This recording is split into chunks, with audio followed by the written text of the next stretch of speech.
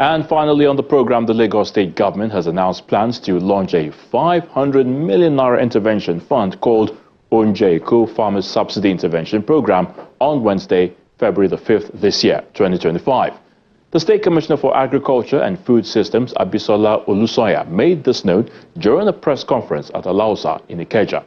The Commissioner says the objective of the program is to ensure a steady supply of poultry and fish products in the market, prevent further farm closures, and mitigate food insecurity in the state.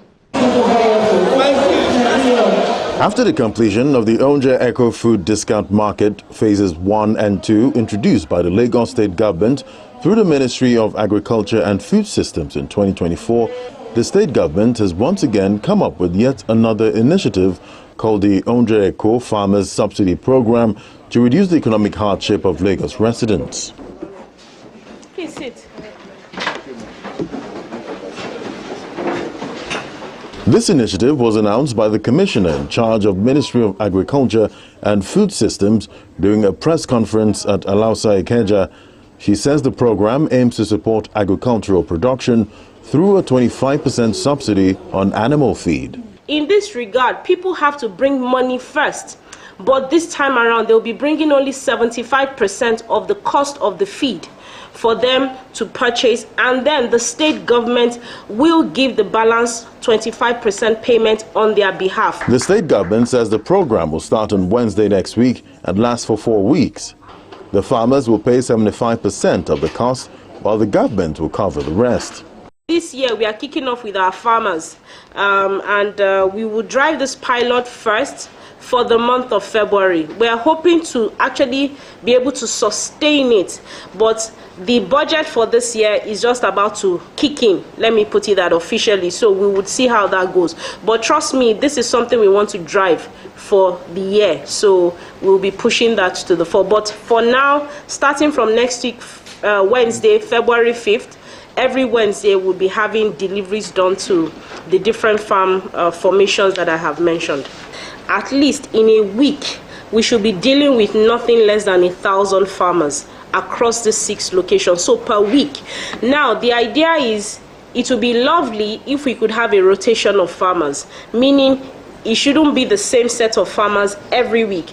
But then at the same time, in helping or wanting to help to drive sustainability, you must help the farmer up to the point where from the beginning of a laying season, and I'm just referring to layers in terms of birds, you want to help to see till the point where the chickens are actually laying and there's sustainability. Same thing for fish. They start with fingerlings. From fingerlings, there's a life cycle up till the time when you have your catfish, or let's even say your tilapia, as table sized. So the idea would be to help to walk the mile with the farmers. So we don't want a situation where we are doing hiccupy interventions where you give this farmer today, then you don't do anything for them next week or in 2 weeks time, and you move on to another farmer. So we will have to start off with a small number, and eventually as we have more pool of funds, we'll be able to do a larger size number of farmers based on competitive pricing, which we believe should still even be lower because of the interventions around the subsidy. And this should be passed on to the final consumers. As we build more markets, and Mr. Governor mentioned this, we'll be launching the food logistics hub before the middle of this year. We will be commissioning the Agege Food Hub. We'll be commissioning Abijo Food Hub. There are other hubs that are being built as we speak. The idea would be as many more hubs as we can build or push out, then this food will be going to such places directly, and that way you see the impact in terms of the interventions that are ongoing. Even for your regular markets that are not a hub, a food hub, or built by the state government, the idea would also be to partner with the large wholesalers there who would likely also be off-takers of some of these food items, and be able to help to push out lower priced foods that are of good quality to Lagosians. This would actually be the cheapest intervention for us as a state government that we would be having, and we feel it is also the most sustainable. Why I also mentioned it before, that it is something we see that we can do for the whole year. This time around, you are giving out 25%. So imagine that your 500 million, you are pushing out 25% on a weekly basis. It means you still have money to push subsequently till you run out. Because you are starting off with 100%, you pay off 25, you have only 75. You pay off another 25, you have 50, and so on and so forth. Unlike before, you buy items, let's even say 500 million. You give everything out on that one day, and that is the end. But this time around, that will not be there. So we are hoping to see sustainability across board and to also be able to push this on a bigger scale as we move along in the year. The farmers in attendance commend the government for its support, but one of them asked for the authority to control market prices for the overall benefit of the people. Yes, the farmers will be supported, and we will provide and produce all those things at our own stage. But what happens to all these women who go to the farm, who go to market and go and sell? For example, somebody from Agbowa who buys from this, you cannot, he gets there and there.